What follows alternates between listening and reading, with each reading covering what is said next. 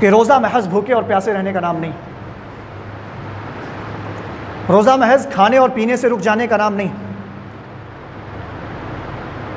روزہ محض صبح اٹھ کر سحری کر لیا اور مغرب کی اذان کے وقت افطار کر لیا اور بیچ کے اوقات یوں ہی ضائع و برباد ہو گئے، اس کا نام نہیں۔ روزہ انسانوں کو کھانے پینے جیسی عظیم نعمت سے محروم کر دیتا، جس کھانے اور پینے کے عوض میں انسانی زندگی کو تصور نہیں کیا جاتا۔ یعنی ایک انسان کو اگر ایک ہفتے آپ کھانے اور پینے سے دور رکھ دیں تو وہ انسان زندہ نہیں رہ سکتا، اور یہاں انسان پورے کے پورے 30 دن طلوع فجر سے لے کر غروب شمس تک بھوکا اور پیاسا رہتا ہے۔ روزہ انسانوں کو خواہشات نفس کی پیروی سے روک دیتا ہے، جنسی خواہشات کی تکمیل سے روک دیتا ہے، ایسے جنسی خواہشات جس کی شدید لذت اللہ رب العالمین نے انسانوں کے جسم میں ڈالا ہے۔ ان تمام کی تمام چیزوں سے روزہ انسانوں کو روک دیتا ہے۔ اس کے باوجود بہت سارے لوگ ایسے ہوتے ہیں، اکثریت ہمارے قوم کی، ہمارے مسلمانوں کی ایسی ہے جو محض روزہ رکھتے ہیں، ان کے روزے کا انہیں کوئی فائدہ نہیں ہوتا۔ ترمذی شریف کی روایت نبی کریم صلی اللہ علیہ وسلم نے بیان فرمایا، رب صائم لیس له من صیامہ الا الجوع، کتنے ہی روزے دار ایسے روزے رکھنے والے ہوتے ہیں جن کا روزہ رکھنا سوائے بھوکے اور پیاسے رہنے کے اور کچھ نہیں ہوتا۔ ورب قائم لیس له من قیامہ الا السحر، اور کتنے ہی رات میں قیام کرنے والے، قیام اللیل پڑھنے والے، تہجد کی نماز پڑھنے والوں کی تہجد کی نماز ایسی ہوتی ہے کہ اس سوائے رت جگہ کے اور کچھ نہیں ہوتا۔ گویا نبی نے کہا کہ کتنے روزہ دار ایسے ہوتے ہیں جن کو روزے کا ثواب نہیں ملتا، کتنے تہجد کی نماز پڑھنے والے ایسے ہوتے ہیں جن کو تہجد کی نماز کا ثواب نہیں ملتا، قیام اللیل کا ثواب نہیں ملتا۔ آخر غور کرنے کا مقام ہے، 30 دن یا 29 دن طلوع فجر سے لے کر غروب شمس تک بھوکے اور پیاسے رہنا، 40 سے 42 45 ڈگری کی گرمی کی تپش کو، تمازت کو برداشت کرنا، اپنے خون کو جلانا، اس کے باوجود جب اللہ رب العالمین کی بارگاہ میں ہم جائیں تو ہمارے روزے پہ ہمارے اوپر کوئی ثواب نہیں، ہمارے نامہ اعمال میں کوئی ثواب نہ لکھا گیا ہو۔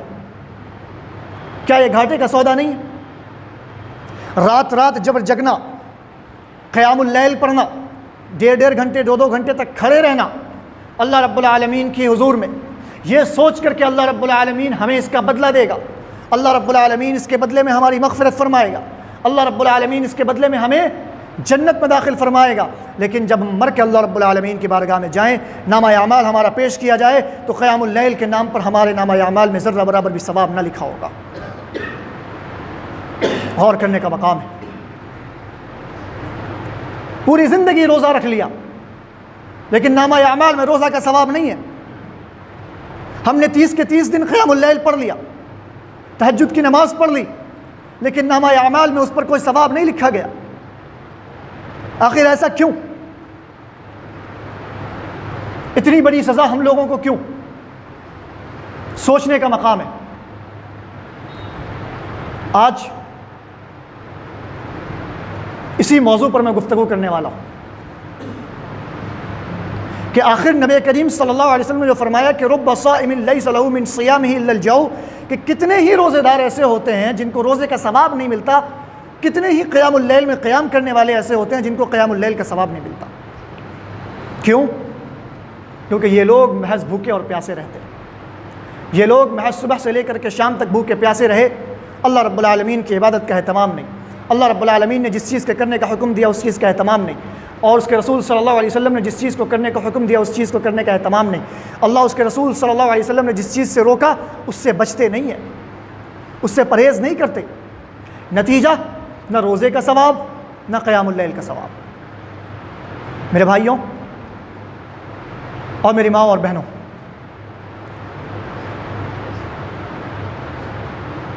روزے میں محض ہم بھوکے پیاسے نہیں رہتے، جب تک انسانی جسم کے اعضاء روزہ نہ رکھ لیں تب تک ہمارا روزہ کارگر ثابت نہیں ہو سکتا۔ جب تک ہمارا ایک ایک عضو جسم کا روزہ نہ رکھ لے تب تک ہمارا روزہ کارگر ثابت نہیں ہو سکتا، ہمیں روزے پر ثواب نہیں مل سکتا۔ آج انہی اعضاء پر بحث کرنے والا ہوں۔ سب سے پہلا عزم جو ہمارے روزے کو تباہ و برباد کر دیتا ہے اور ہمیں خبر تک نہیں ہوتی، ہمیں احساس تک نہیں ہوتا، وہ عزم ہے زبان۔ یہ زبان، اس زبان کے تعلق سے ہمیں فکر نہیں، لیکن جب تک ہم نے زبان کا روزہ نہیں رکھا، ہم نے جھوٹی اور حرام کردہ باتوں سے پرہیز نہیں کیا، ہم نے غیبت و چغلخوری سے پرہیز نہیں کیا، ہم نے بیہودہ گوئی سے پرہیز نہیں کیا، ہم نے جہالت سے پرہیز نہیں کیا، بے وقوفی سے پرہیز نہیں کیا، تب تک ہمارا روزہ کارگر ثابت نہیں ہو سکتا میرے بھائیوں۔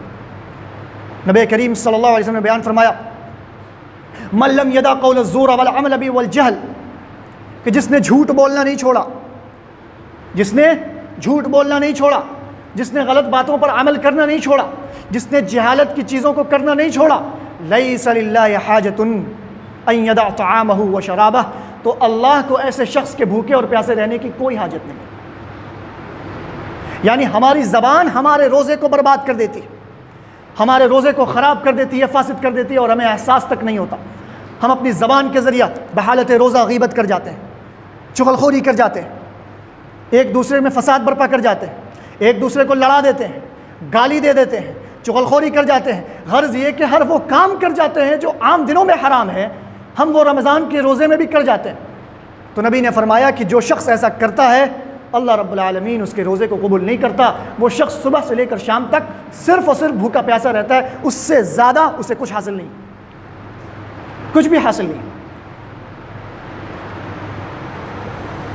اگر ہم میں سے ہر شخص یا اکثر غیبت ترک نہ کرے، چغلخوری ترک نہ کرے، گالی گلوچ کو ترک نہ کرے، جھوٹ بولنا ترک نہ کرے، حرام گوئی کرنا ترک نہ کرے، تو یقین جانیے ہمارا روزہ قابل قبول نہیں۔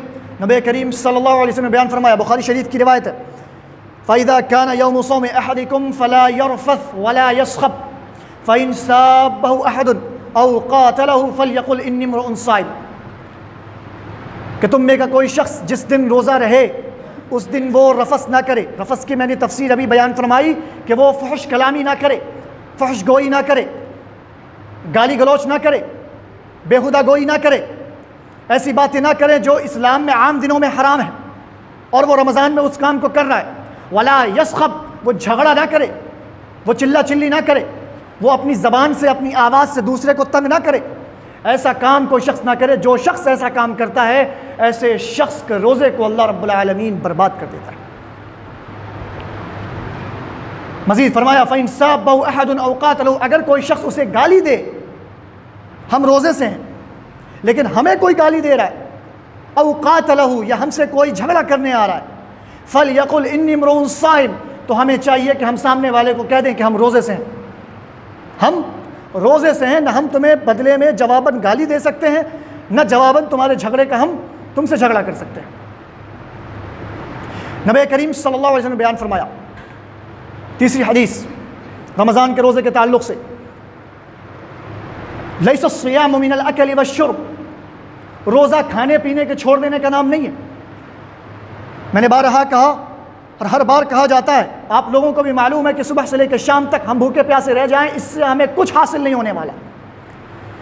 انما الصیام من اللغو والرفث، روزہ تو غلط کاموں کو چھوڑ دینے کا نام ہے، روزہ برے کاموں کو ترک کر دینے کا نام ہے، روزہ اللہ رب العالمین کی معصیت کو ترک کر دینے کا نام ہے، روزہ رسول اکرم صلی اللہ علیہ وسلم کی نافرمانی کو ترک کر دینے کا نام ہے۔